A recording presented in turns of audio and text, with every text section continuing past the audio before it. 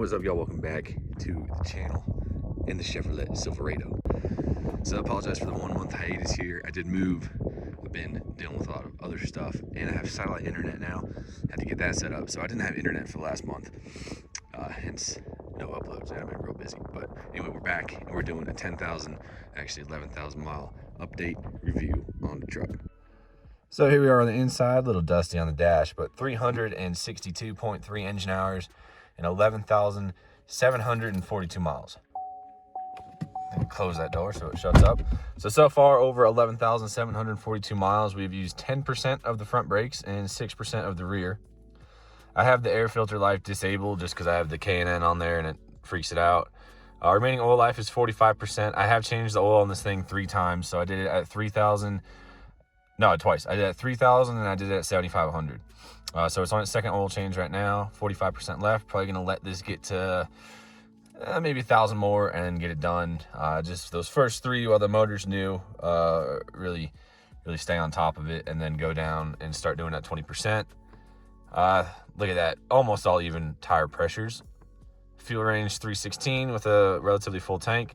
So over the last 2,420 and a half miles that the truck thinks it went, it says I'm averaging 16. Obviously this is a little bit off because my tires are bigger. And then over the entire life of the truck, it's saying 15.6. And while we're in here, I'll go into wide view. In terms of the interior, absolutely no problems. I like to keep it as clean as possible. But yeah, no issues, nothing's falling apart. It doesn't creak or nothing.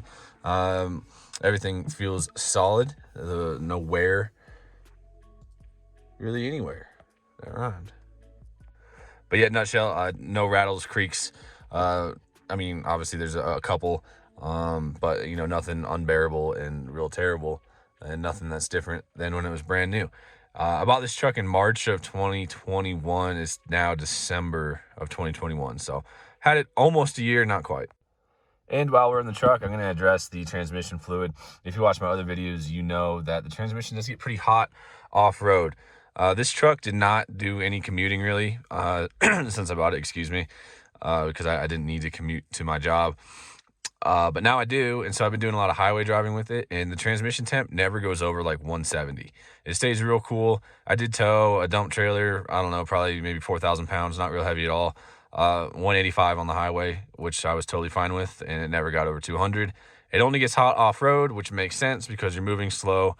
It is also wintertime now, and the bigger tires, so something I got to deal with. I am going to get a pulsar at some point so I can retune the transmission, but that's that.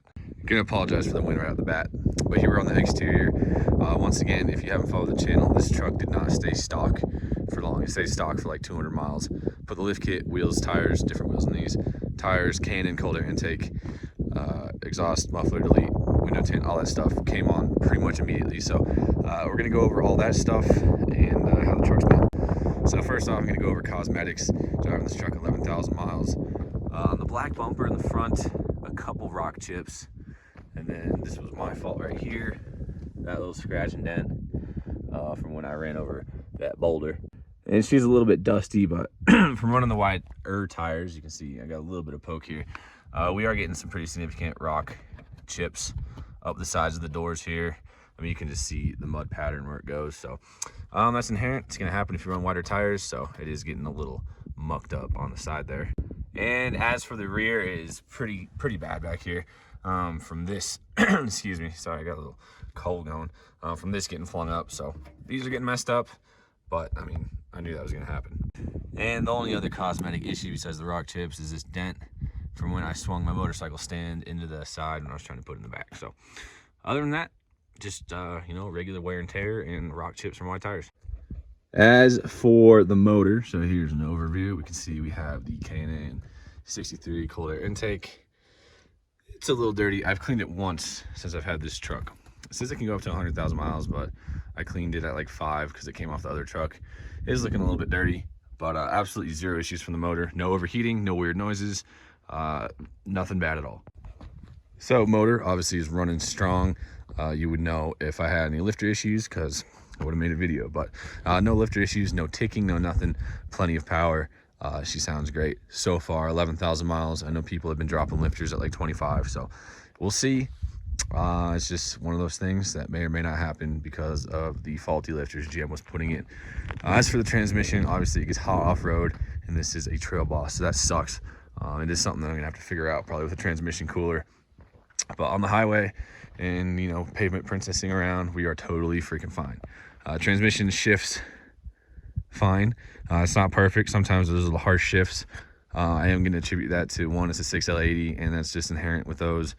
And number two, the transmission controller doesn't really know when to shift. It's the speedometer's off, so it causes a couple issues, and obviously that's going to be fixed with a pulsar. As for the tires, I had these on pretty much every truck I've ever had. Love them. Totally great. Good in the snow. Good off-road. These are probably getting to have about almost 35,000 miles on them. We can see, I mean, I got plenty left. Not as much as when they were brand new, but should last for quite a while. And then as for the lift kit, sorry about the shadow here, the Ready Lift 2-inch SST kit, 0 problems. So a lot of people have asked me how the kit's going. It's fine. I haven't had any issues with it. No weird sounds. Rides like stock. Well, I didn't drive this truck stock for very long, but rides totally fine. But like I said in the review of it, it's not a high performance lift kit, and it does put my CV axles at not a great angle. So eventually here we are going to go with a full 4-inch kit for the Trail Boss. So we'll have a 6-inch kit. We're going to do the chop for the differential drop, all that stuff, and get it done quote unquote properly. This is just kind of stacking lift kits. It looks good, but it's not made for performance. As for the wheels, the Fuel Clash 20x10s, I think, negative 18. Absolutely love them. Love the look. Very happy with them. Lots of compliments. People seem to love them as well. Back inside here, the window tint is holding up perfectly. I did have this window redone because my girlfriend likes to throw the seatbelt out the window, and I actually did chip it. So I had that window redone only because it got torn. All the other ones holding up just perfectly fine. Do love it. This tonneau cover is actually a Rough Country. I did buy this for my 2008 Silverado, so it doesn't really fit. You can see it's not weather tight in any way, shape, or form there. Yeah, it's not perfectly weather tight, but I just use it to keep the snow out. As you can see, it doesn't hang up or anything. Got the clubs back there. Yeah, it's good. It was like 250 bucks or something like that, and I've used it on all my trucks so far just in the winter to keep snow out the bed. The American flag emblems are holding up just fine. Obviously like 50 bucks on Walmart or something like that. Pretty new. This is the most recent thing to go on the truck. No issues. And last but not least, we have the Last Fit LED low beams, high beams, and turn signals, and those have been great. I did actually have to end up adjusting the low beams because people were flashing their lights all the time at me when I started driving at night. So I did angle them down quite a bit, resolve the issue. These things are just bright, so adjusted the headlights a little bit, and they have been awesome. Great visibility, no issues at all. So I guess nutshell of the truck after 11,000 miles, we'll just call it 10, 11,000. Am I happy with it? Extremely. And granted the circumstances I purchased this truck in, it's actually worth more right now on this day than when I bought it.